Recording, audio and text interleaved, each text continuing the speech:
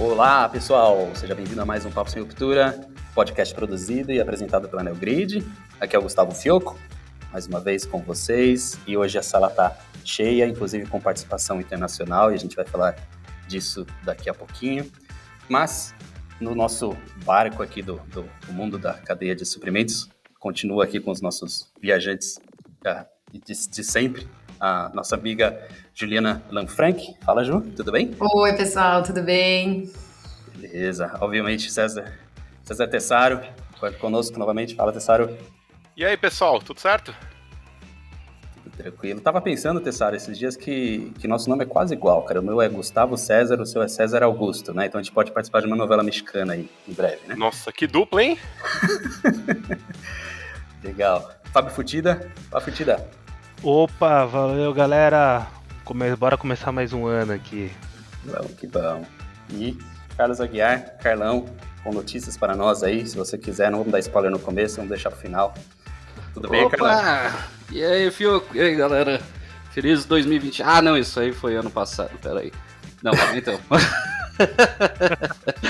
Vamos reciclar essa história aí. Vamos lá, vamos seguir. Muito bom. E nosso convidado aqui internacional, direto da terra onde o vento move moinhos, a gente vai falar sobre isso depois, nosso amigo Vinícius Anselmo. Fala, Vinícius, tudo bem aí? Oi, gente. Obrigado pelo convite aí, muito obrigado. Seja bem-vindo. Seja bem-vindo aí. Você sabe que quem põe o pé nessa mesa dificilmente sai, hein, cara? Eu ouvi dizer isso aí, vamos ver. Fica ligado aí que a gente já te puxa pra dentro já. Muito bom. Antes de apresentar o Vinícius, vamos falar um pouquinho qual que é o nosso assunto hoje aqui do Papo Sem Ruptura, né? Então a gente vai falar de um case bem específico, né, de uma grande multinacional do varejo, britânico, né? Mas esse case ele está muito relacionado com uma das tendências que a gente falou no nosso episódio de Tendências 2022, que a gente acabou de lançar, que é sustentabilidade, né? Então, a gente sabe que sustentabilidade é um tema aí que está sendo discutido desde os grandes líderes do mundo, né? A gente teve a COP26 aí no último trimestre do ano passado. A conversa de boteco acontece também, o assunto de sustentabilidade, a conversa na fila do supermercado, e aí conecta um pouco com o nosso tema, que são sacolinhas plásticas do supermercado, mas a gente vai falar um pouquinho disso mais para frente. E como essa preocupação ambiental vem aumentando, né? A gente vê aí que a ESG vem sendo cada vez mais presente no nosso dia a dia, né? A gente, todas as indústrias estão agora, ou a grande maioria, né, aquelas que estão se adequando às tendências que a gente vem vendo, a ESG está sendo super relevante. E hoje a gente vai falar um pouco da letra E aqui, né, que é a parte de ambiental, né, environment, da sigla ESG, que tem vários pilares, né? A gente sabe dos pilares da parte de ambiente da ESG, mas um mais específico que é a gestão de resíduos.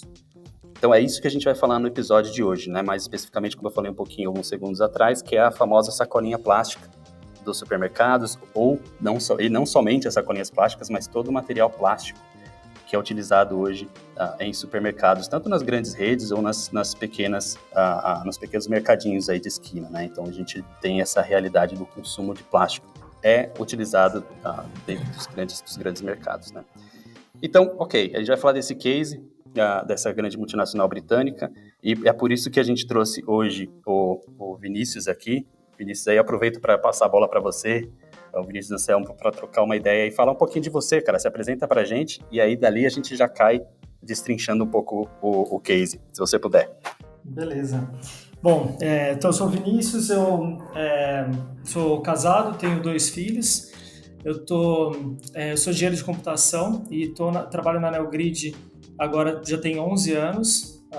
Comecei no Brasil como consultor de implementação de projetos, fui para uma área de pré-vendas e aí tive a oportunidade de ir para os Estados Unidos, fiquei um ano nos Estados Unidos e agora eu trabalho na Neogrid aqui na Europa, estou em Amsterdã e hoje eu trabalho como gerente comercial, né? Atendo contas de varejo, contas de indústria, mas assim, nesse contexto que a gente vai tratar um pouco mais, A gente está falando principalmente das redes de varejo, então tem varejos na França, o Casino, a Audi, tem varejos na Inglaterra. A gente tem uma gama muito grande que a gente trabalha hoje na Europa, e todos estão muito ligados nesse ambiente de sustentabilidade, tudo que a gente vai tratar aqui hoje.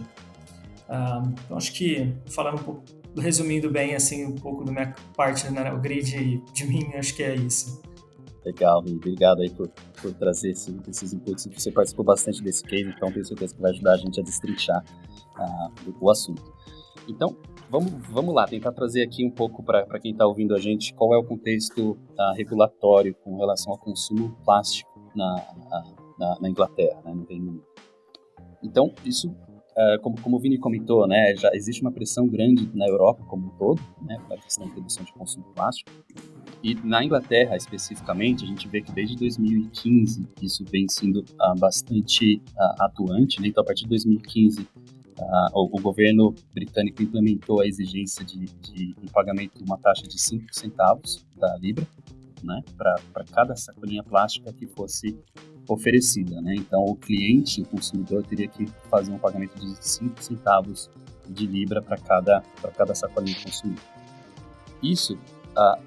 Essa implementação, né, ela trouxe uma redução de aproximadamente, aí, né, quando a gente fala de consumo, né, então vamos falar antes dessa implementação, a gente tinha aí aproximadamente 7,6 bilhões de sacolinhas plásticas de uso único, né, que eram fornecidas anualmente por esses grandes supermercados, e se a gente fizer a conta aqui por habitantes na Inglaterra, a gente está falando de 140 sacolinhas plásticas por pessoa sendo consumida por ano, 61.000 toneladas de resíduos gerados. Ô, Fioco, e se você o pessoal botar em perspectiva, cara, essas 140 sacolas por pessoa por ano, cara, é quase uma sacola a cada 3 dias, até menos por isso, né?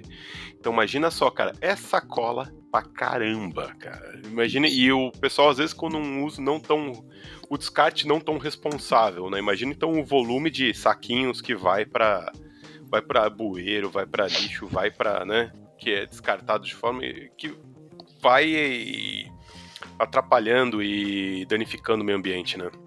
Você sabe, isso dá mais ou menos 61.000 toneladas de resíduos só de sacolinha plástica de supermercado. É muita coisa, né? Cara, é um absurdo. É a hora que a gente pensa aí, né? Bom, a gente falou de 5 centavos agora, né? 5 centavos era o quanto estava sendo aplicado, recentemente foi para 10 centavos por sacolinha. Então tá mexendo bastante no bolso, né, dos consumidores, essa nova regulamentação, mas estou tentando fazer aqui, vamos lá, 10 centavos. Como que tá a Libra hoje, hein? Dá quase, se a gente for pensar, dá quase para pagar o IPVA do ano, né?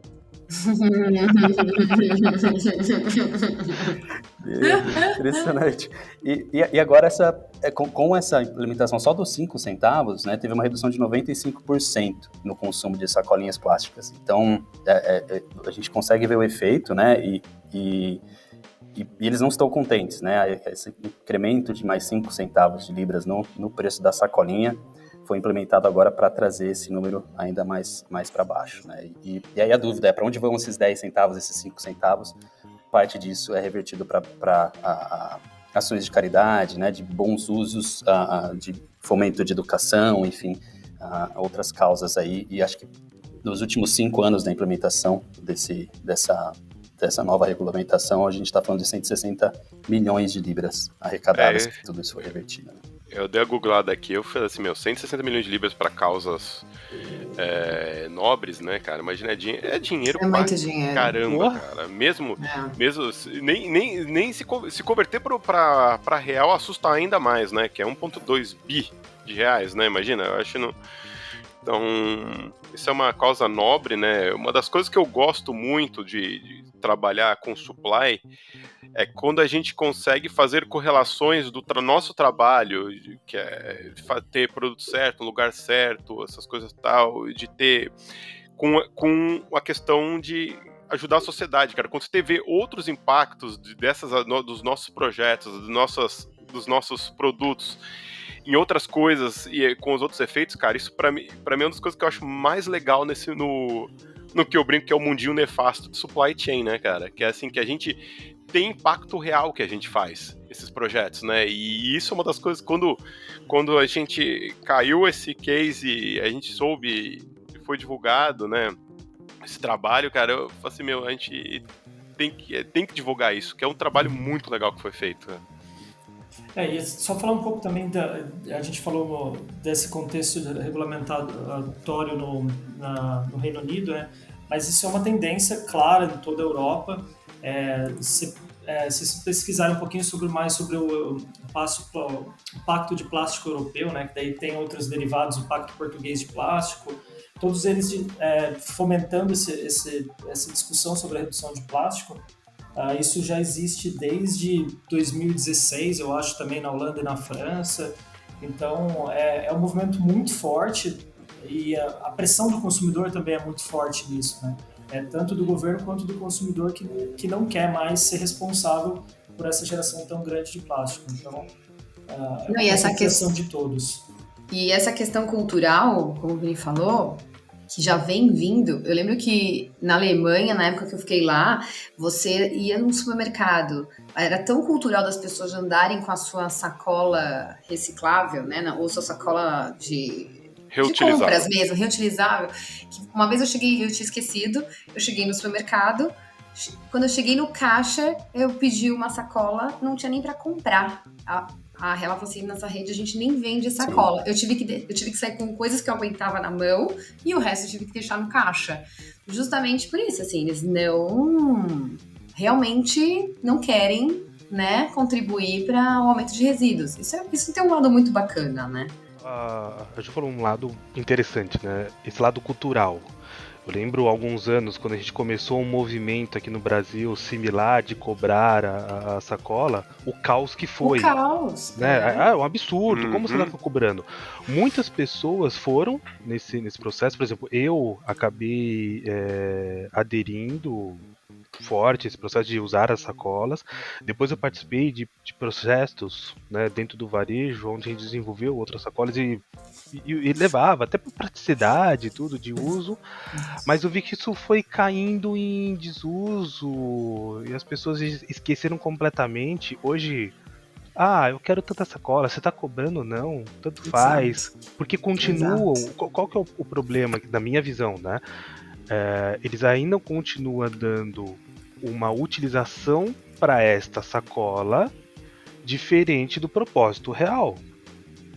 Então muitos pegam sacola porque querem fazer lixinho em casa, ou porque querem usar, né, querem ter essa reserva em casa porque se precisar, e não pensa, né, da forma correta, olha, qual é o uso que eu estou fazendo, para qual o direcionamento que eu estou dando, até a coleta seletiva é complicado, né? Ainda existem lugares que não efetuam corretamente, então essa questão cultural é uma barreira que tem que ser quebrada. Na Europa eu vejo que já está mais avançado, mas países como o Brasil ainda tem um grande caminho a ser traçado.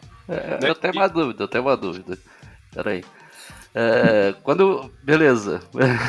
Eu sou um dos caras que não usa, tá? Só pra ser. Me julguem. Vamos lá. Mas assim, realmente eu uso pra ser sacolinha de lixo. Se eu não usar essa sacolinha, que em teoria, né, é reciclável, como sacolinha de lixo, eu vou ter que comprar sacolinha de lixo pra usar, pra jogar, pra descartar lixo. Mas aí você compra uma biodegradável, cara. Então, mas em teoria essa aí também né? As de mercadinho, pelo menos tá escrito no negocinho. Mas é diferente. É diferente. Carlão. É diferente. Porque a velocidade dessas específicas da reciclagem é muito superior. Aonde que vocês acham sacola de lixo biodegradável? Que assim, eu não compro. Carlão, não tá na sessão da cerveja, Carlão. Não tá lá. Peraí. Vamos lá. Eu vou te falar, não é tão fácil de achar, não. Tem assim, uma cacetada de sacola de lixo, aquela convencional, a pretona lá e tal. Bicho, não acho tanta sacola biodegradável assim, não. É a mesma preta, é a mesma azul, só que tá escrito lá, reciclável, biodegradável. Igual tá escrito na sacolinha do mercado. Mas tem um detalhe importante também, que na Europa, não querendo falar que isso não deve ser feito no Brasil, né? Mas na Europa, o lixo do banheiro, papel higiênico do banheiro, você joga dentro da privada, né? Ah, sim, sim. Não, mas aqui no Brasil a gente aqui não nem tem... pode. Aqui você não pode fazer isso, claro. Aqui não pode. Mas... Se você fizer, você vai mudar de casa, porque... sim. São R$200 um metro pra te entupir. Excelente. Aí tem várias alternativas, né? Assim, a gente... Ok, você não tem a sacolinha, a plástica pega, né, tem caixa de papelão, né? Exato, eu faço isso. Quando eu não tô com as minhas sacolas, eu pego caixa. E também tem aquela possibilidade de você mandar entregar na sua casa, né? Que hoje tá crescendo cada vez mais essa possibilidade. O pessoal acostumou tanto com o delivery, que não é só no delivery, mas tem muita gente que chega lá, faz a compra, larga lá e fala, você entrega na minha casa em tantas horas. Mas vem com sacola também. Mas depende. Não, vem naquelas caixas engradadas. A maioria vem nas caixas, Alguns lógicos que vem. Alguns mandam. Depende do volume e depende do local. Isso. Muitos ainda estão usando as caixas convencionais de papelão, mas já tem alguns varejos grandes, onde a embalagem, por exemplo, as sacolas não são mais as plásticas, são uma sacola de papelão, mas elas são duráveis, você pode utilizá-las várias vezes. Tem um que eu participei, eu tenho vários que eu gosto de comprar. Às vezes eu até falo, puxa, eu vou comprar online para ter a sacola, porque tá estragando e eu preciso melhorar o meu estoque para poder fazer essas movimentações. A compra online, poxa, auxiliou, né, facilitou. Mas, por exemplo, eu sou um cara complicado, porque eu tenho prazer em fazer compra. Eu gosto de andar no mercado, eu tenho aquele toque de andar em todos os corredores, eu gosto de fazer. Mas a turma do varejo, viu? A turma do varejo, cara, é louco, entendeu? É louco. Circula muito no corredor do álcool em gel. O Carlão é outro álcool, mas piada longa. Mas é álcool também. Uns usam externo, outros usam interno, né? O importante é usar. Vou te falar que eu, né, por causa da pandemia, eu tenho comprado pra caramba online. Só que, cara, fora mesmo aquele pão doce lá, aquela rede do pão doce, que eles entregam em caixa, muitas vezes também veio sacola, velho. Eu não sei, assim, só se for volume, por exemplo, garrafa, né? Aí você vê, quando vem a cerveja, vem caixa pra caceta. Mas quando pede alguma coisa tipo alimento, etc., que pode ser congelado, ou mesmo verdura, frutas, etc., eles mandam por sacola normal mesmo. Carlão, mandam por caixa. Já que você falou, deixa, Carlão, deixa eu, assim, obviamente, se tiver alguém da rede do Pão Doce que quiser vir explicar a estratégia deles para as questões dos saquinhos nos SGs, isso é bem legal, hein? Convidadíssimos, e se quiserem patrocinar o pod, também ótimo, também, bem-vindos.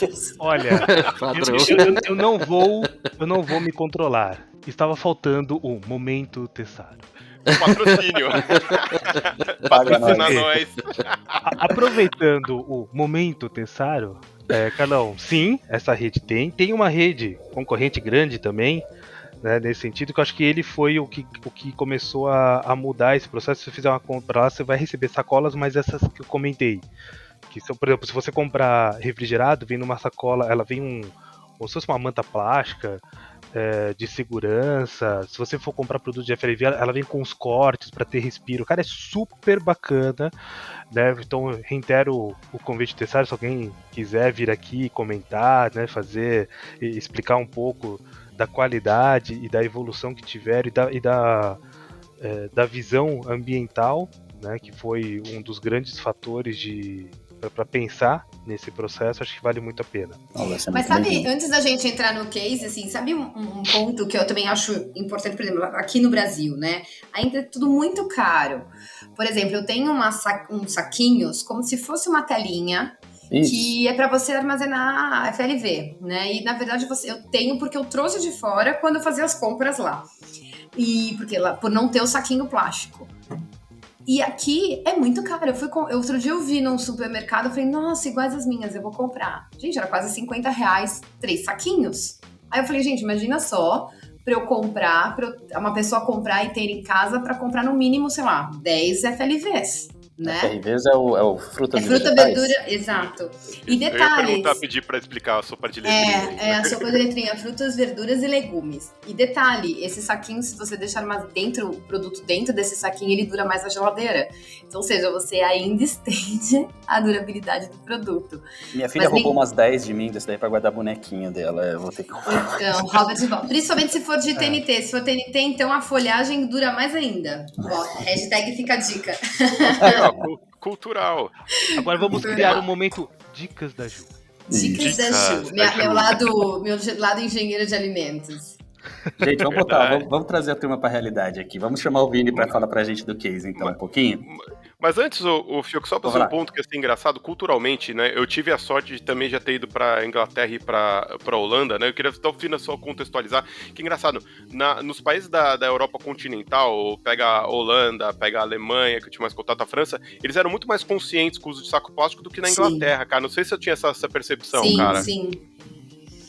Pelo menos lá na França também, ninguém usa, né, quase saquinho. É mais, até os produtos nas prateleiras ficam até soltos, não vem mais embalagem plástica. Verdade.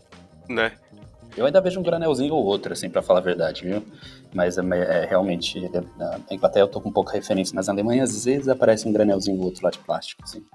Principalmente uma melancia cortada no meio, às vezes uma mamão cortada ao meio. Que não tem muito o que fazer, ou tem? Não tem muito o que fazer, né? Porque se você não pôr, ou você vai pôr num filme plástico, ou você vai pôr na bandeja, é difícil, né? Só se for alguma coisa muito, enfim. E aí acho que traz o desafio que foi, né, para esse cliente, né, fazer toda essa mudança, né, de materiais plásticos para materiais mais sustentáveis. Aí, Vini, traz pra gente um pouco de perspectiva o tamanho desse cliente, quem é o cliente com relação à operação, só para a gente ter uma noção do que a gente está falando aqui com relação a tamanho e complexidade.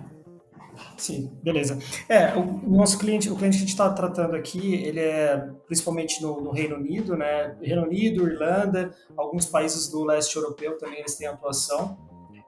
Eles estão principalmente no ramo alimentar, mas eles têm outros negócios também. Mas a gente está falando aí de um cliente com mais de 7 mil lojas, uma receita aí de 60 bilhões de libras, mais ou menos, e é um dos 5 maiores clientes da redes de varejo da Europa, né? Então é um cliente bem expressivo, que já tem aí nossa solução há mais de 10 anos que eles atuam com a Anel Grid. Legal. E se não me falha a memória, a gente estava falando de, pelo menos esse case, eram aproximadamente 1.500 fornecedores impactados pela mudança, né? Isso, exatamente. O case em si, então a gente entrou bastante na conversa sobre a sacolinha plástica, né? Mas assim, o case ele abrangeu bem mais do que isso, porque agora que no final que a gente começou a falar sobre os produtos embalados em plástico que tem no supermercado, tanto na parte de FLV, quanto até numa caixa de cerveja ali com 12 latinhas, ela está embalada num pedaço de plástico. Então o case foi rever tudo isso dentro do supermercado, onde pudesse ser eliminado o plástico, deveria ser eliminado o plástico que estava presente ali. Então o case começou por volta de agosto, e aí eles tinham, a meta deles era em janeiro já começar, apresentar ao supermercado toda essa revisão das embalagens. Então eles precisavam contactar 1.500 fornecedores que eles têm, que eles elencaram para fazer esse trabalho. E aí você está falando de fornecedores de todos os tipos, né? A gente fala do FLV, a gente fala às vezes de cooperativas que plantam, então fornecedores que têm uma maturidade tecnológica menor, ou uma capacidade de mudança menor, até fornecedores bem grandes, até as grandes redes de bebidas, grandes redes de alimento, as grandes indústrias de alimento para eles trabalharem. Então o desafio era tanto tempo, né, um tempo curto para você rever tudo isso, quanto também engajar tanta gente em tanto. Legal. E quem que aqui pode trazer para a gente, principalmente o pessoal que teve a experiência aí em supermercado, mas aquela vivência nos corredores, aonde que a gente usa a embalagem, basicamente? A gente trouxe alguns exemplos, mas aonde mais que tem a embalagem que está presente aí nas operações das grandes redes de supermercados? Nossa, quando a gente fala de processado, quase tudo, né? Então toda a parte de fatiados, né, dos embutidos, frutas, né, que a gente já falou, a parte de comida pronta, porque aí a gente não está falando só do filme plástico, nós estamos falando das embalagens, né, de armazenamento. O Fioca, essa pergunta é tão complexa que é mais fácil falar onde não tem. Onde não tem, eu também estou pensando nisso, né, porque... Não, porque usa demais, como a Juliana comentou, né, toda essa parte de produção, né, ou transformação, você usa, né, seja o filme plástico para envolver, seja para embalagem, né, ou até mesmo, no caso, onde você vai para... Os alimentos prontos da lanchonete. Os alimentos prontos na lanchonete, você acaba usando, e isso é muito. Nos demais, natural, né? E você acaba usando muito para montar pack promocional da loja, onde você vai fazer uma ilha especial, né? Você pega evento de final de ano, onde você vai colocar as frutas típicas. Poxa, você vai criar vários tipos de embalagem, vários tipos de apresentações onde você vai usar produtos. Então é complicado. No varejo é extremamente complicado. Mas você sabia, Fego, que eu trabalhei numa multinacional alemã química que existia uma parte de pesquisas que era voltado justamente para produtos, né, insumos que a gente conseguisse transformar a parte plásticas em questões recicláveis. Mas assim, ainda custava muito caro na época, né? Eu nem sei como tá, mas, por exemplo, era para ter a bandejinha que você coloca o alimento feito do milho, sabe? Para substituir o plástico. Era incrível, mas era muito caro. E hoje em dia deve até já ter, mas continua sendo muito caro para grande escala, né? Então, infelizmente... Mas, Frutilda, você tocou num ponto dessas embalagens plásticas promocionais, que ela tá muito relacionada ao case que a gente está falando. Porque eles fizeram um levantamento que 40% dos consumidores que iam até as lojas desse varejista, eles compravam de alguma forma nesses multipacking. Então, sempre com embalagens plásticas. E aí tem até uma ortodoxia, né? um desafio sistêmico aqui, que o tradicional é você pega uma caixinha de cerveja, o caixa vai passar a caixinha de cerveja inteira, no código de barra ali no DUM da caixinha, e passa para frente, daí a promoção é aplicada para aquele produto, para aquela combinação de 12 produtos, por exemplo. E aí tinha um desafio que é você tirando a embalagem plástica, você tratando no EAN em cada um dos produtos, né, em cada uma das latinhas, você aplicar o mesmo código, a mesma promoção que você estava aplicando para as 12 unidades. Então tem até essa mudança de sistema que às vezes passa desapercebida, mas era também um desafio a ser tratado para condicionar toda essa mudança. Né? Então, Vina, são detalhes... Vina, 2 pontos importantes lá. Explica para a turma que não manja que, assim, às vezes o pessoal conhece o código EAN, mas não conhece o código DUM. Né, cara? Explica pra turma então aí. O DUM é o código da caixa, né? Então, 12 latinhas de cerveja dentro de uma caixa, o exemplo sempre vai ser cerveja, né? Aquela caixa tem o código DUM dela.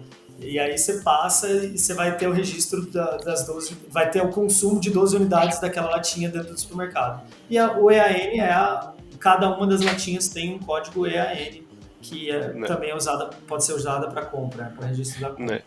E só uma nota em paralelo, que eu sei que essa dinâmica entre registros via código DUM versus código EAN também é um dos maiores causadores de estoque fantasma em varejo, né? Porque às vezes o cara abre a caixa no DUM, aí abre o pack, né, e passa a latinha no caixa, e aí o caixa...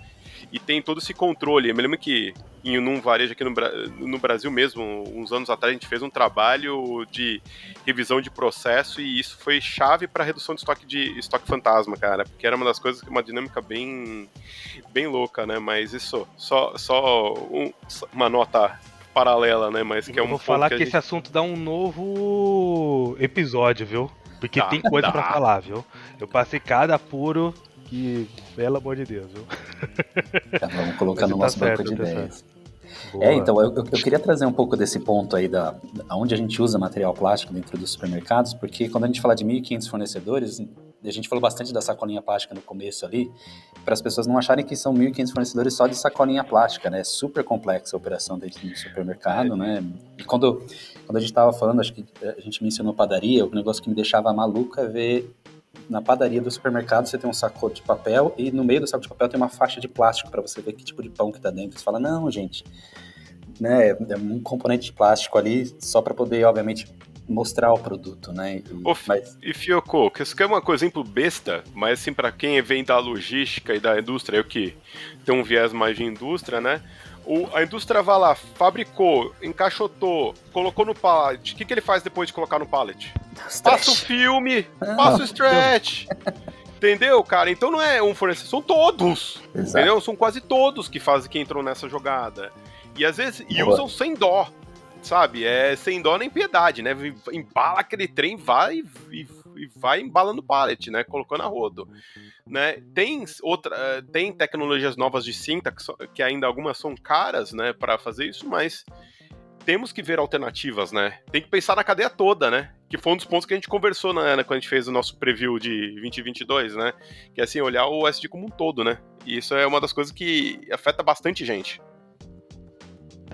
Aí eu acho que entre os principais desafios de você conseguir avançar e implementar, né, até direcionar pro Vina, né, Vina, quando desse case, quais foram as grandes dificuldades, né, enfrentadas para conseguir avançar com esse processo? Isso é bem importante a gente discutir isso, porque quando a gente começa a falar de sourcing, de procurement, a primeira coisa que vem na ideia a primeira ideia que vem na cabeça das pessoas é falar sobre aquela disputa de preço entre fornecedor e varejo, né? Então, os processos de sourcing é buscar o fornecedor com um preço mais barato. E não é isso, e está muito longe de ser isso. Então, para fazer um projeto desse, um desafio é que você precisa, primeiro, ter um engajamento dos seus fornecedores, não só com o seu vendedor, não só aquela relação comprador-vendedor, mas você também precisa engajar a área de qualidade daquele fornecedor, a área de engenharia daquele fornecedor, porque ele vai estar remodelando todo o produto dele. Então, ele tem que repensar em tudo. Ele tem que repensar quem que vai ser até o fornecedor do fornecedor, né? Quem que vai ser o fornecedor de embalagens dele, para ele mudar de uma embalagem plástica para uma embalagem de papel, ou para ele mudar como ele configura, como ele apresenta o produto dele. Então, o desafio aqui é que a gente não está falando de uma área falando com outra, aquelas áreas que tradicionalmente já se falam, vendas e compras. A gente está falando dos dois lados, fornecedor e varejo, se engajarem em todas as áreas. Então, tinha até um time, esse nosso cliente, eles tinham um time especialista na parte de embalagens, porque eles também têm os seus produtos de marca própria, né?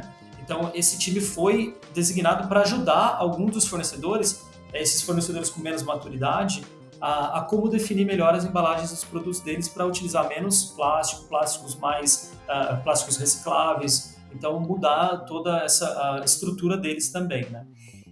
Então, o desafio aqui é como fazer esse engajamento, como qualificar fornecedor, e aí que a gente começa a conectar um pouco com o que a NeoGrid faz como solução, né? Como a gente trabalha na nossa solução de sourcing. Já falou. Então, fala aí. Fala da solução, como que ela ajudou aí. Sem spoiler.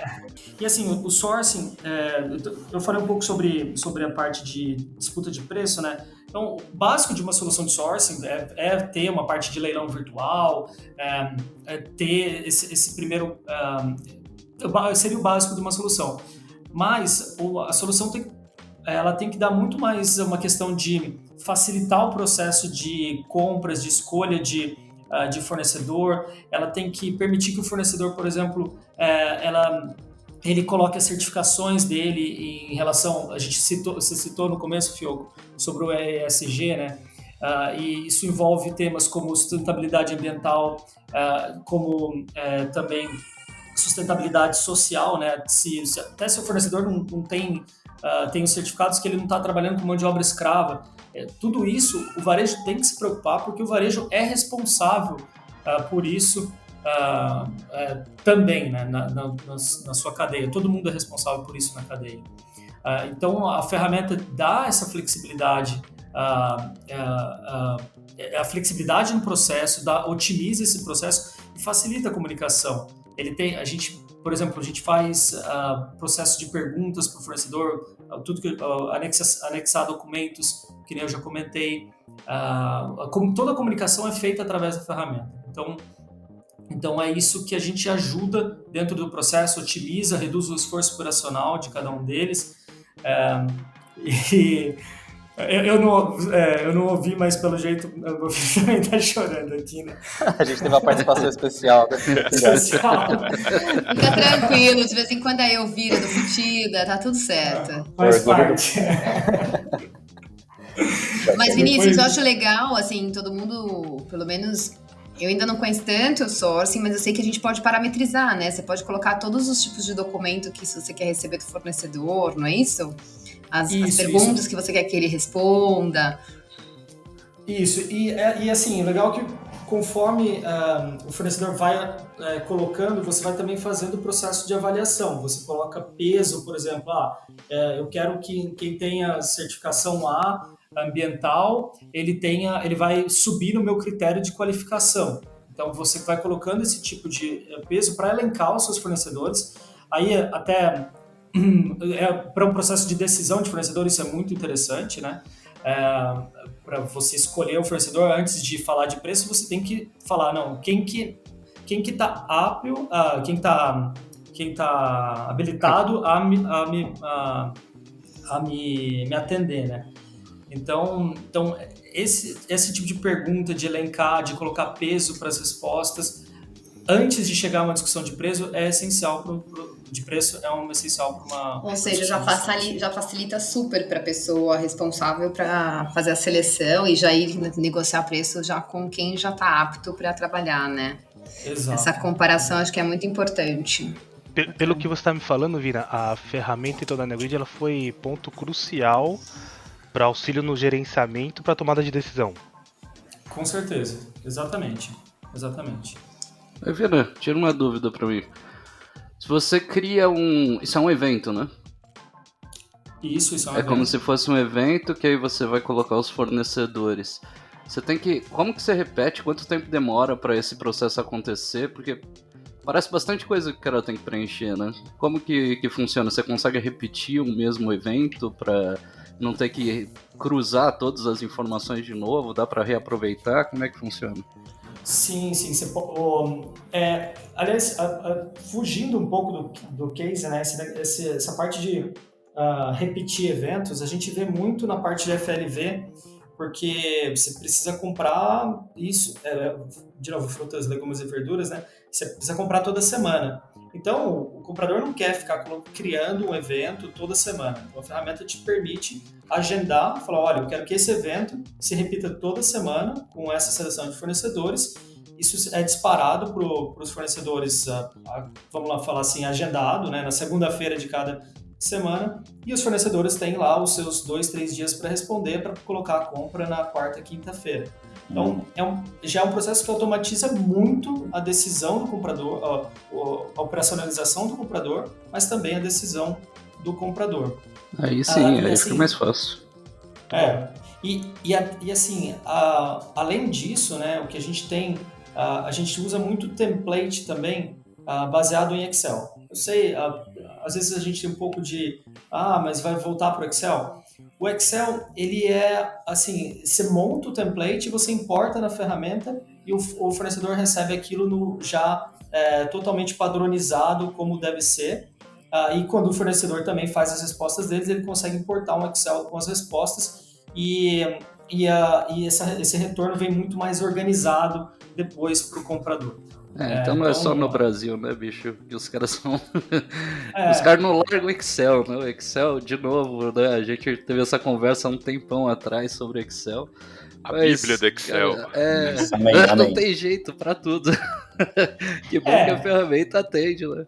Exatamente. Não, e assim, a gente não tenta disputar com o Excel, né? Acho que a gente tem que parar um pouco dessa coisa de disputar com o Excel. Então a gente traz tudo que o Excel traz de bom, a gente traz junto. Então você faz uma fórmula no Excel, essa fórmula vai estar refletida na ferramenta. Olha, que você legal. exporta uma coisa da ferramenta, a fórmula vai estar refletida no Excel. Então ele preserva tudo isso, porque dá muita flexibilidade para o comprador, dá muita flexibilidade para o fornecedor. E o que a gente quer é isso, dar flexibilidade e reduzir o esforço operacional que eles têm para operar. Né? Esse tempo de resposta do fornecedor é cadastrado ou o cara tem que... ele pode mandar a hora que ele quiser? Como que funciona essa parte aí? Ele depende do evento, né? Você vai colocar o tempo do evento e o fornecedor tem que responder dentro daquele tempo que está predeterminado. Mas nessa solução aí que você falou do case desse cliente aí, como é que foi? Eles tinham que completar todo o programa dentro dos 4 meses, né? De agosto que começou o projeto até dezembro. Mas assim, eles tinham que estar com a solução, até com a embalagem já trocada até dezembro. Nossa, o tempo de atuação ali mesmo foi 2 meses para fazer toda a comunicação, toda a revisão dos layouts. E assim, tem muito fornecedor que acaba demorando mais para responder, né? E aí outro ponto que a gente traz na ferramenta é que você não precisa ficar monitorando quem respondeu ou quem não respondeu. A ferramenta faz isso sozinha e já vai disparando e-mails relembrando, olha, você não respondeu, você falta 10 perguntas para responder, para cada um dos fornecedores individualmente. E aí isso também facilita a vida do comprador no monitoramento. Né? E como que foi a resposta dos fornecedores? Foi boa? Olha, Carol, agora... Foi capciosa? Não, foi porque, na verdade, eles não tinham muita escolha, né? O nosso cliente, ele impôs essa mudança, né? Era uma mudança que veio organizacional, então eles impuseram para os fornecedores e os fornecedores tiveram que acatar ou tirar o produto da loja, e aí ninguém quer ficar de fora, né? Então essa é a dúvida. Teve algum fornecedor que falou assim, não quero, então, sai fora. Teve um volume alto ou isso aí não foi insignificante? Não. A gente não teve quebra de fornecedor. E assim, por outro lado... Porque quando a gente fala de grandes varejos, dificilmente, né, o fornecedor quer sair, porque o volume que ele vende é violento, então, né? Mas aí me gera uma dúvida por 2 motivos, né? Eu entendo a força do grande, que acaba incentivando é mais do que incentivar, né? Porque se ele não se adequar, ele tá fora, literalmente, ele acaba perdendo. Mas uma mudança como essa, ele impacta toda a sua cadeia, porque não vai fazer uma embalagem só para aquele varejo, ele mudou todo o processo dele. Eu entendo que talvez ele não tivesse a opção de não, mas com certeza nem todos conseguiram se adequar dentro do prazo. Nesse processo, como que foi, assim? Foi dado um novo prazo para adequação? Ou simplesmente falar, olha, enquanto você não tiver ok, você está fora do nosso processo de compra, a gente segue com seus concorrentes? Não, eles deram esse... vamos dizer, para alguns fornecedores pode ter... eu não sei exatamente os números, mas pode ter tido sim uma extensão, mas os resultados deles já no final de janeiro, logo depois da implementação, eles já tinham mais de 60, 70 milhões de embalagens de plástico a menos nos supermercados. Então, assim, foi muito expressivo, né? O resultado, num ano depois, né, do case, o case completou 1 ano agora, eles chegaram a remover 1 bilhão de embalagens plásticas, isso dá mais de 350 toneladas de plástico, né? Então, o engajamento foi muito grande de todos os fornecedores, das marcas próprias, obviamente, né? Isso 100% de aderência, mas foi muito expressivo, assim. E até para o fornecedor, se você pensar, dá para entender isso, dá para conciliar isso com uma redução de custo, né? Se você antes você colocava aquele packing colocava uma embalagem plástica, agora você entrega simplesmente a lata, você também consegue tirar algum custo dali e se beneficiar disso. Agora, sabe uma coisa que é importante também ressaltar? Que, como a gente fala de toda essa comunicação dentro da ferramenta, a parte de compliance, que é tão importante, né, em tantas indústrias falando sobre isso, você tem toda essa parte de compliance, né, o controle do compliance dentro da ferramenta, porque você vai ter todos os dados organizados, as análises, indicadores, né, isso vai facilitar muito e toda a parte de auditoria fica super claro. Ou seja, não tem uma troca de e-mail ali para fazer uma negociação com o fornecedor. Exato. Ou não, né? 1.500 fornecedores, né? Tudo dentro da ferramenta, acho que é um dos pontos fundamentais aí que é a redução de esforço operacional, né? Exatamente. Muito bom.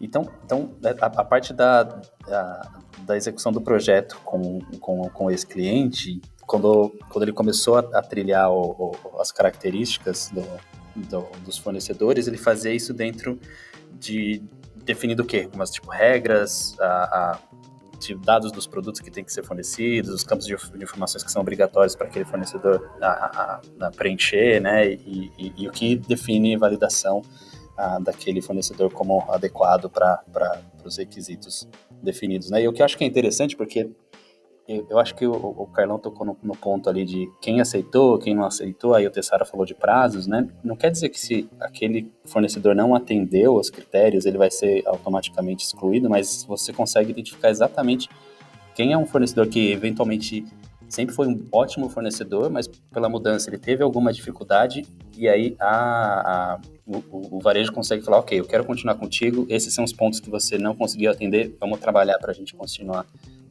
juntos aí no futuro, né? Então, tanto a seleção dos que estão adequados, como aquela identificação de quem não está adequado e que você pode atuar para desenvolver aquele fornecedor de alguma forma, né? Entra sempre naquele ganha-ganha que a gente fala bastante aqui. Eu não sei se eu perdi, talvez eu tenha perdido, mas eram todos os fornecedores que atendiam essa rede de mercado ou eram alguns específicos só, tipo FLV, que você mencionou, sei lá, a parte de padarias? Não, quais eram? Porque a gente tem aqueles industriais famosos lá, né? Tipo, da bebida gasificada aí, que a gente sabe que dificilmente eles vão fazer isso, né? Não, todos, inclusive esses, e a aderência também foi muito grande neles. Voltando, né, lá no começo a gente falou sobre a pressão na Europa em geral de remoção de plástico, a pressão do consumidor. Então, todos eles acabam até aproveitando esse tipo de iniciativa para também fazer o marketing deles, né? Para falar, olha, a gente também está reduzindo plástico, a gente também está procurando participar da economia circular também, que é uma coisa que se fala muito esse conceito na Europa.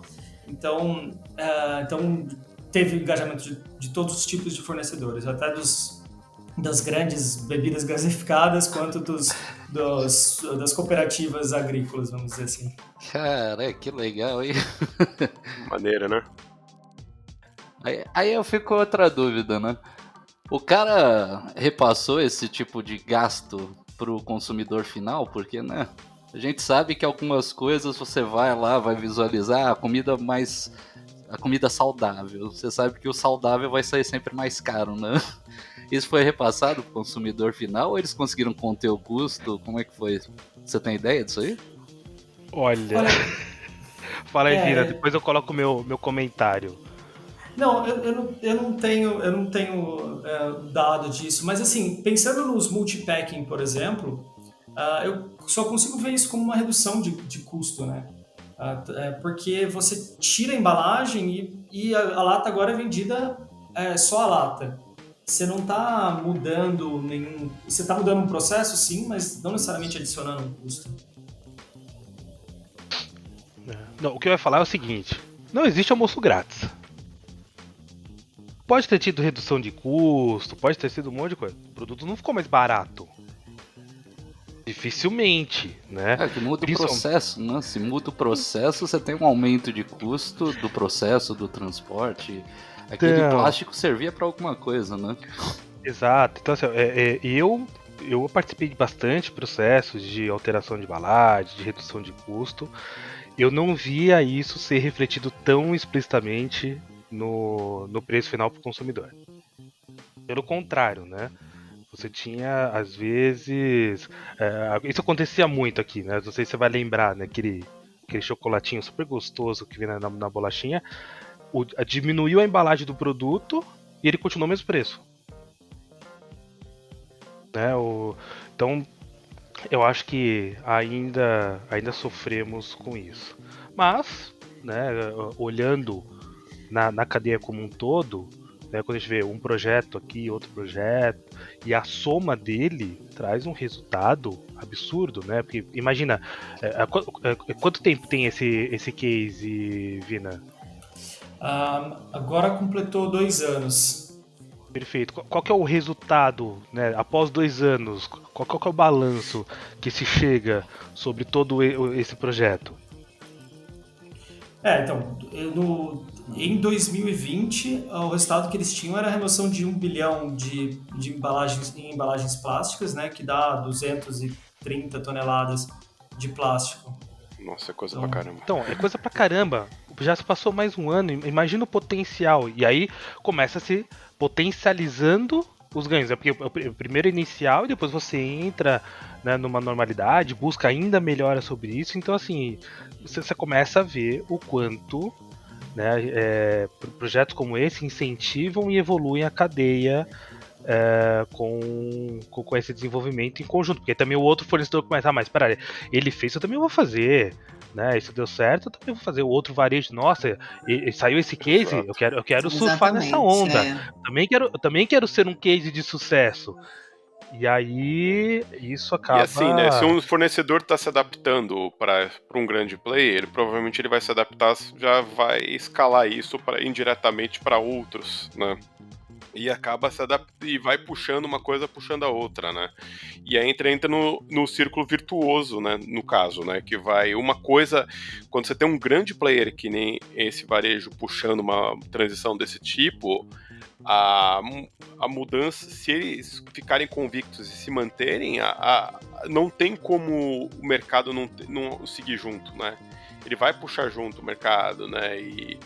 E conhecendo esse player, né, esse varejo, e conhecendo o concorrente dele, que é outro cara que também que provavelmente deve estar se adaptando na mesma direção, né, e isso vai ajudando, né, o mercado, ajudando todas essas iniciativas aqui, e isso vai dando escala e vai tornando essa iniciativa desse tipo mais barato, né, para fazer. Então isso só tem a ajudar. E aí, se pensar que a gente está falando de varejistas comprando com outros varejistas, né? Mas os próprios fornecedores, ninguém vai querer estar dentro desse varejista que teve essa iniciativa, ter o produto dele que está lá todo embalado num plástico, né? A gente está falando das bebidas gaseificadas, né? Imagina a bebida vermelha toda bonitinha num pack mais sustentável e a bebida azul gaseificada talvez não, né? Então, essa questão de uma iniciativa puxar a outra, né, que é o que faz essa roda, que parece ser difícil girar, mas ela gira, né, e aí conecta com o que o Tessaro falou, né, esse trabalho de supply chain ajudando a melhorar o meio ambiente, é isso que acaba motivando também, isso é legal. E eu vi várias bolas pingando pra pedir patrocínio e não pedi, viu, gente? Tô sob controle, tá? Tô sob controle. Tem, assim, Tessaro. Excelente. Vina, algum outro ponto, assim, outros resultados? Eu acho que a gente talvez não falou do tempo, né, de reação, que acho que foi um dos principais resultados. Quão rápido foi a implementação disso, né? 4 meses, foi isso que você comentou, né, Vina? Isso, 4 meses de implementação e considerando a implementação total, né, desde do início do engajamento dos fornecedores até o fornecedor tá já entregando com plástico, sem o plástico ou com um plástico mais sustentável em janeiro de 2020. Legal. Então o projeto foi um projeto bem rápido, assim, bem interessante. Legal. E, gente, bem que talvez para finalizar, se a gente não tiver mais algum outro tópico, como a gente está enxergando o mercado nacional brasileiro com relação a isso? A gente falou isso um pouquinho lá no começo, eu lembro quando a gente tentou mudar a questão das sacolinhas plásticas, voltando para o assunto das sacolinhas plásticas, há alguns anos atrás teve um estresse. A gente está sentindo que isso tá vindo à tona no mercado brasileiro novamente? Como é que está a percepção de vocês? No meu ponto vai lá, Tessaro, vai lá, pode ir. Não, quero comentar que recentemente está tendo movimentação na Câmara de Vereadores de São Paulo, né, para apertar mais essa lei, né, com relação aos sacos plásticos. Está tendo uma movimentação.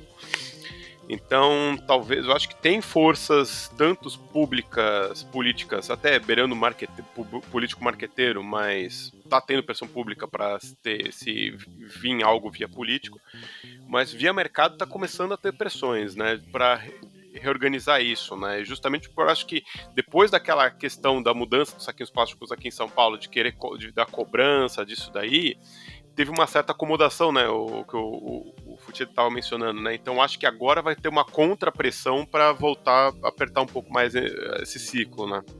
Não, mas eu só ia complementar que, assim, embora a gente tenha essa vertente na Câmara querendo, né, aumentar mais essa restrição, ao mesmo tempo a gente vê a participação nos comitês internacionais, que, por exemplo, esse ano o Brasil não fez nenhum stand falando sobre isso, né? No ESG. Então, é complicado, né? Porque por um lado você tem, mas infelizmente na cúpula você não tem o apoio. E como a gente fala que é uma questão cultural, eu acho que ainda precisamos evoluir muito para chegar num patamar que está na Europa. Eu não digo nem Estados Unidos, porque os Estados Unidos usam muito essa cola, né? Nossa. Mesmo tendo essa da telinha que eu falei, assim, mas eles usam muito essa cola. Então, eu acho que a gente ainda tem que evoluir muito.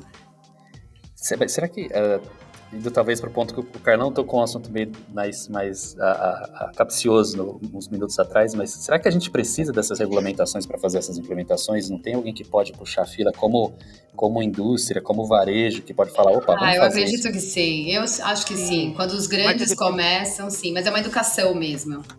Exato. Eu acho que só vai acontecer isso se os grandes pararem e imporem. Eu lembro, há 2 anos eu tava no varejo farmacêutico, e a gente tomou uma decisão, né, de fazer uma mudança. Não era uma mudança de embalagem, mas era uma mudança de processo, para receber tudo unitário. Né, porque ele acaba forçando tudo nas embalagens, no pack e tudo, mas por conta da operação. E aí eu liguei para alguns amigos que estavam em outras redes menores para perguntar. E foi muito engraçado, porque para todos que eu liguei, eles falaram assim: caramba, Futida, se você conseguir isso, você vai ter meu apoio eterno, porque a gente não tem esse peso. Se você fizer, nossa, vai mudar o cenário. E foi muito legal, porque a gente bateu o martelo, né? Era até então a maior rede varejista nesse segmento do país. A gente mudou com os fornecedores e as outras redes começaram a surfar na mesma onda. E hoje, né, passado esse tempo, já se tornou um processo normal. Então você olha assim, você fala, não, beleza, dá para avançar. Né? Se a gente tivesse sido mais firme lá atrás com as sacolas, hoje talvez a gente tivesse diferente. Então, mas com certeza, a gente não depende disso. Depende de conscientização, cultura.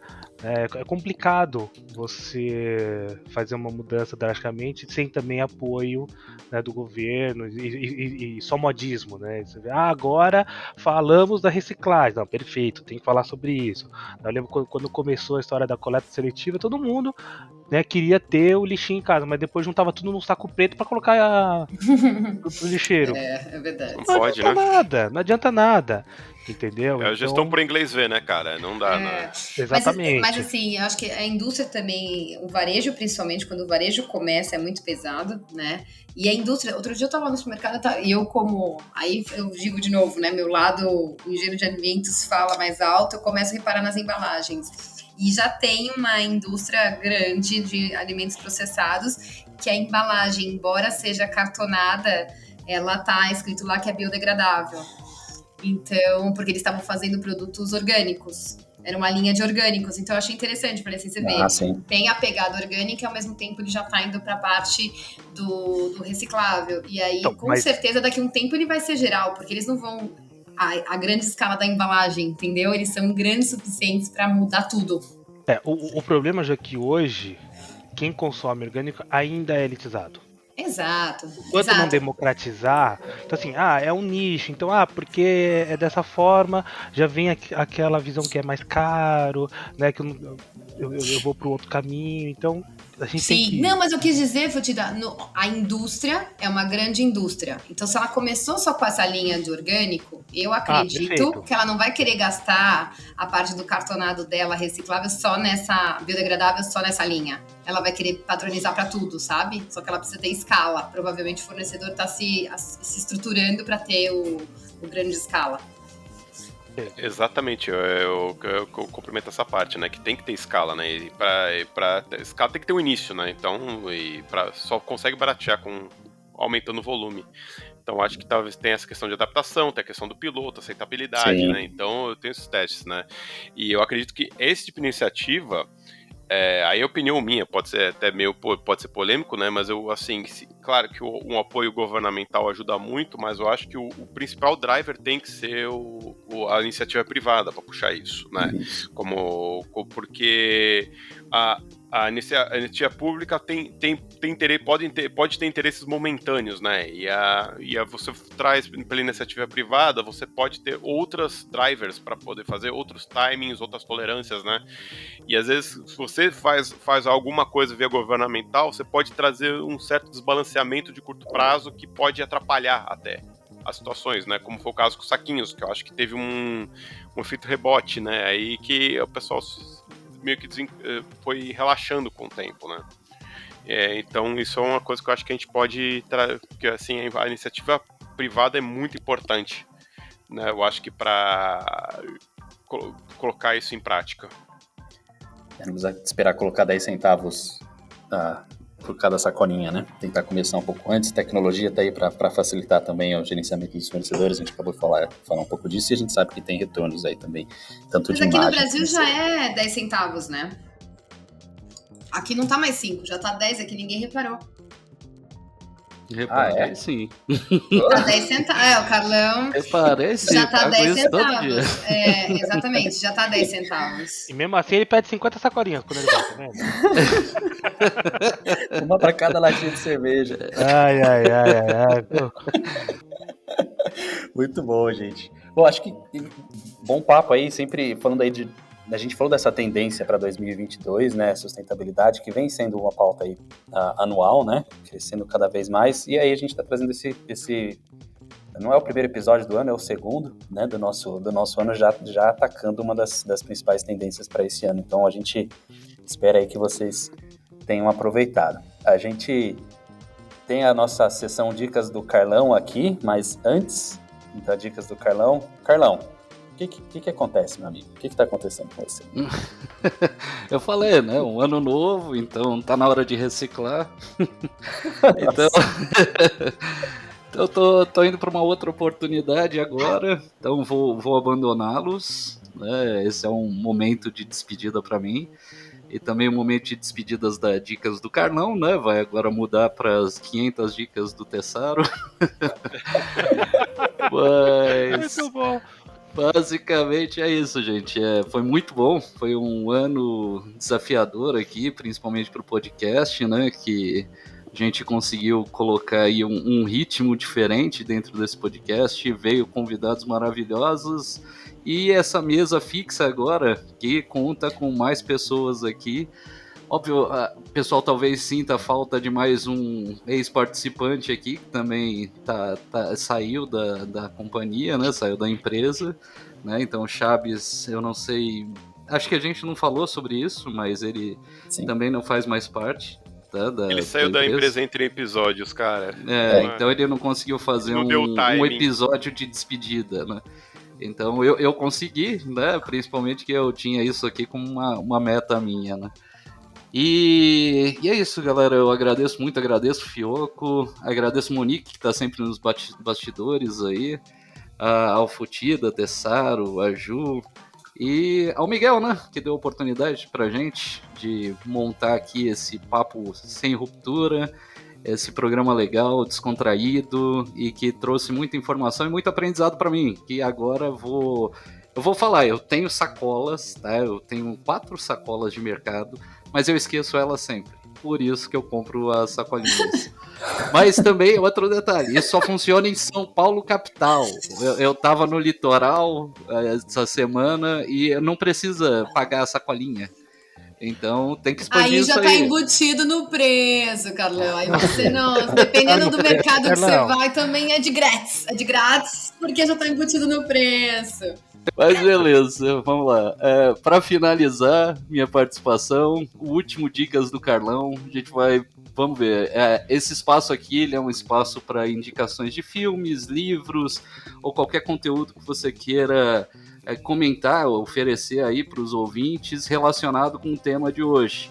Né? E acho que ficou bem claro, né, que a gente falou de um tema de sustentabilidade. Então, queria deixar aberto aqui para vocês ofertarem aí para a grande audiência aí o que vocês têm de indicação.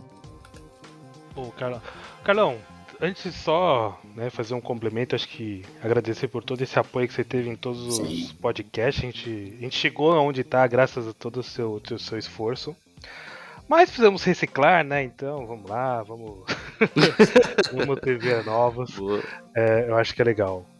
Pensando nesse assunto, tem uma série, na verdade um documentário que eu acho bacana pra caramba, acho que todo mundo deveria ver, que é o Oceano de Plástico, da Netflix. Sim, bem Fala legal. muito bem, aborda bacana esse tema, dá uma conscientização legal, né? A gente falou muito desse âmbito cultural, então minha indicação vai pra ver esse documentário que é muito legal. Beleza, eu ia fazer a mesma indicação aqui, né, que a gente sempre faz as indicações assim, sem se alinhar antes, mas o Oceano de Plástico estava na minha lista aqui, mas então, minha recomendação na verdade vai ser só uma pequena homenagem ao Carlão. Cara, por favor, vocês em casa, abram a sua bebida de sua preferência e façam um brinde ao Carlão. Obrigadão.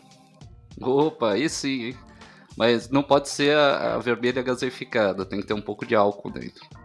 Não, cara, se a pessoa não bebe, ela pode fazer sua homenagem. É sempre bem-vindo. Né, cara? Pode fazer, cara. Eu vou pegar aqui, eu vou abrir uma aqui. Agora não, pelo horário, né? Mas assim, mais tarde abrirei uma sem glúten, então. Boa. Já que você entregou para o público que eu não consumo coisa com glúten. Então, aqui, ó, se quiserem patrocinar, bem-vindos.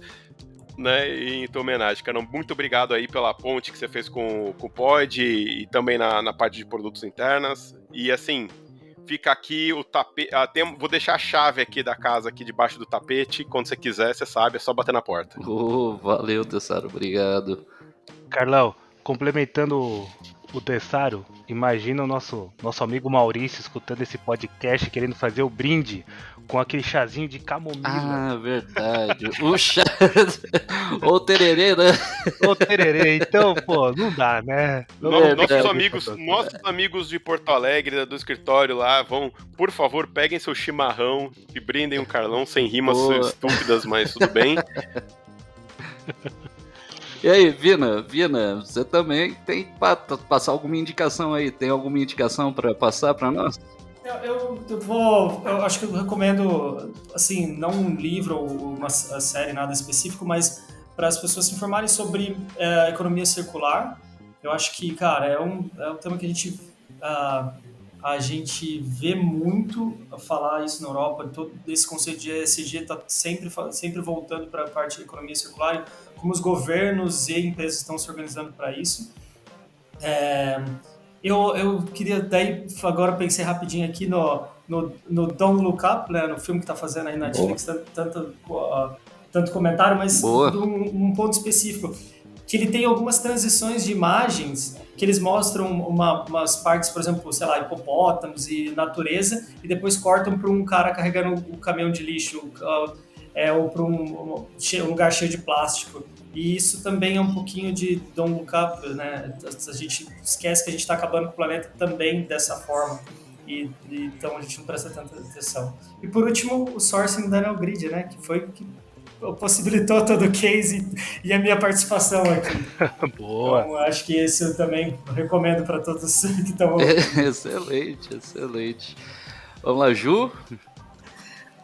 Eu vou falar, tem um livro que chama Viver Sem Plástico, que juntando com o que o Vini tá falando, é exatamente isso, até a capa é uma baleia, e ela respira jogando aguinha, como se fosse a aguinha dela, mas um monte de garrafas plásticas. É bem interessante. Tem muito livro para criança também, que acho que é a gente plantando essa semente nas crianças, quando elas crescerem, o mundo vai ser melhor, né? Então já entra com uma conscientização dessa redução de plástico.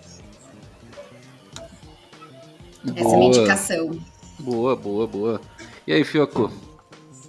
Eu tenho 2 links aqui que vieram no meu radar quando a gente estava fazendo a pesquisa para a pauta, que é para quem quiser ainda ter uma extensão aí de conteúdo com relação ao podcast, né? Então tem o site do governo da Inglaterra, né, o gov.uk. Lá tem bastante material falando sobre como foi essa iniciativa, né? A regulamentação, a implementação, os prazos que foram dados. Então, é bem simples, você vai lá no Google, porque o link é enorme, a gente pode colocar no show notes aqui, mas se você pesquisar no Google Plastic Bag UK, vai cair lá no site da Inglaterra, onde você vai conseguir consultar, e vai ter bastante material, tem estatística, tempo de implementação, enfim. Se de repente alguém quiser entender como foi a situação de um lado governamental dessa implementação, eu achei bem legal quando estava fazendo a pesquisa. Não deu para trazer tudo no podcast, senão ia ficar muito longo. Um outro link aqui que eu achei interessante quando a gente estava também montando a pauta, e o Tessaro vai me matar porque não tem patrocínio, eu só vou falar aqui o nome dessa empresa porque eu achei interessante como eles estão atuando os materiais, mas chama Mango Materials, o site é mangomaterials.com.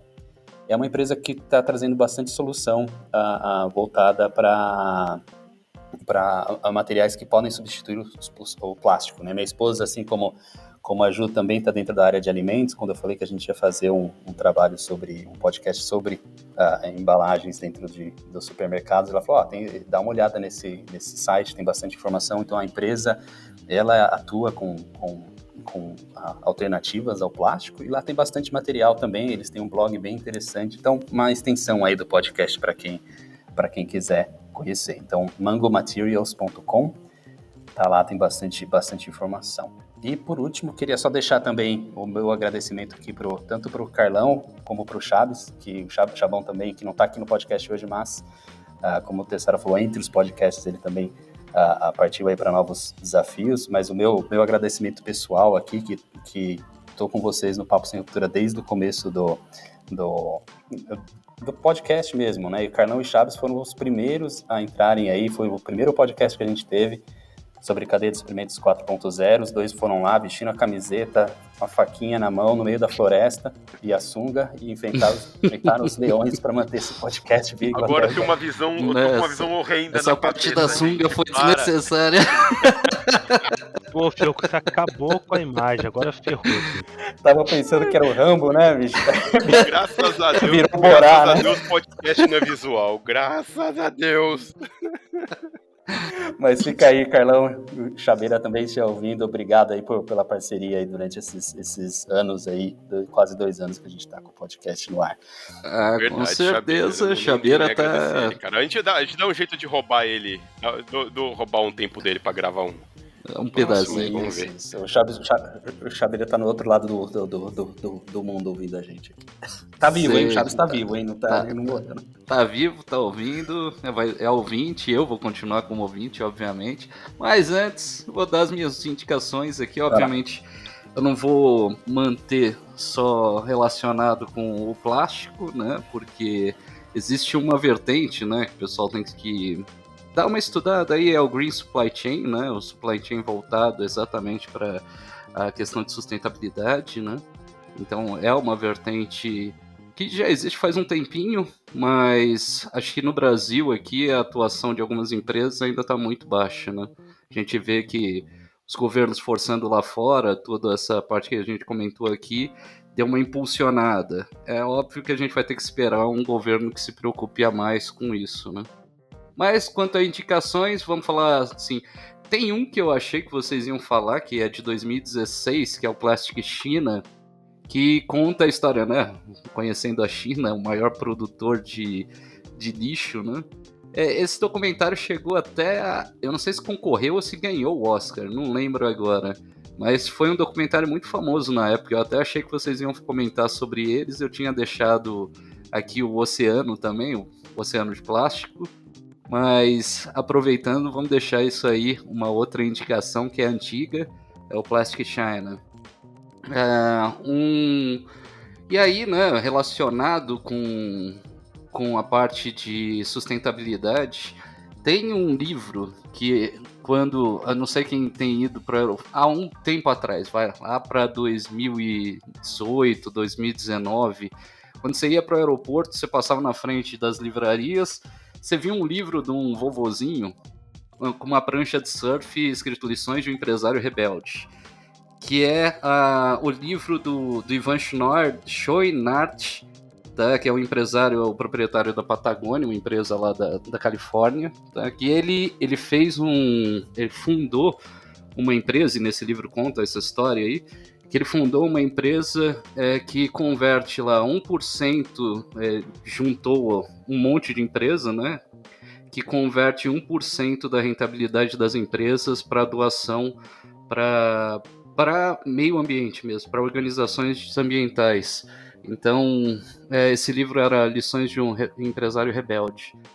Bem antigo também, né? E um livro relativamente novo, tá? Que saiu, a gente sabe a preocupação que o Bill Gates tem com o meio ambiente, a gente sabe o quanto que ele já investiu nisso, principalmente por causa das mudanças climáticas. Então tá lá o Bill Gates também, como evitar um desastre climático. Saiu esse ano não, ano passado, no começo do ano passado. Eu não lembro porque eu comprei no meio pro final do ano.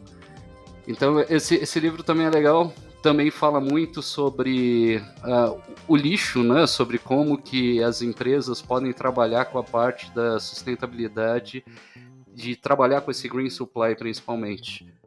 Então, com isso eu encerro. Não. Tem mais um, que é super importante. Respira, Carlão. O blog da Neogrid, que vocês têm que colocar o link aqui, que tem um tópico que eu não lembro quem escreveu agora. Eu acho que foi o... bom, não vou falar, senão vou falar errado. Mas peguem lá no blog da Neogrid, tem um tópico lá de cadeia de suprimento sustentável. Tá? E chama Cadeia de Suprimentos Sustentáveis. Sim, é possível. Dê uma lidinha lá, vocês vão ver que tem bastante conteúdo, é bem bacana o conteúdo que está contido ali. E é isso, eu finalizo aqui as dicas do Carlão e desejo a todos muito sucesso e bom dia, boa tarde e uma boa noite. Excelente, Carlão. Obrigado aí. Eu vou fazer o seguinte, eu vou agradecer o Vina aqui também de estar junto conosco, trazer todo esse conteúdo aí para esse case. Obrigado, Vina, aí pela participação. Esperamos você em próximos. Que isso, obrigado a vocês. Valeu pelo convite. Foi muito bom, foi muito legal estar aqui. Muito bom, Vina. E vamos lá, né? A gente agradece de novo a quem está com a gente aqui sempre, acompanhando o Papo Sem Ruptura. E vou deixar, Carlão, fecha o programa aí, vai, cara. Vou fechar, não, deixo com você a porta, só para você fechar, mas a porta aberta para o próximo episódio. Boa. Então, pessoal, Ju, Tessaro, Futida, Vina, que há muito tempo eu não falava, já tem pelo menos um mês, né? É o final do Papo Sem Ruptura, fechamos bem, e é isso, pessoal. A gente vai contar aqui com a maior parte dos participantes aí nos próximos, né? A Ju, o Tessaro e o Futida, com o Fiocão aí tocando tudo. E vamos se despedir desse episódio. Eu agradeço a participação de todos. Obrigado, pessoal. Valeu, gente. Um abraço. Falou. Valeu, gente.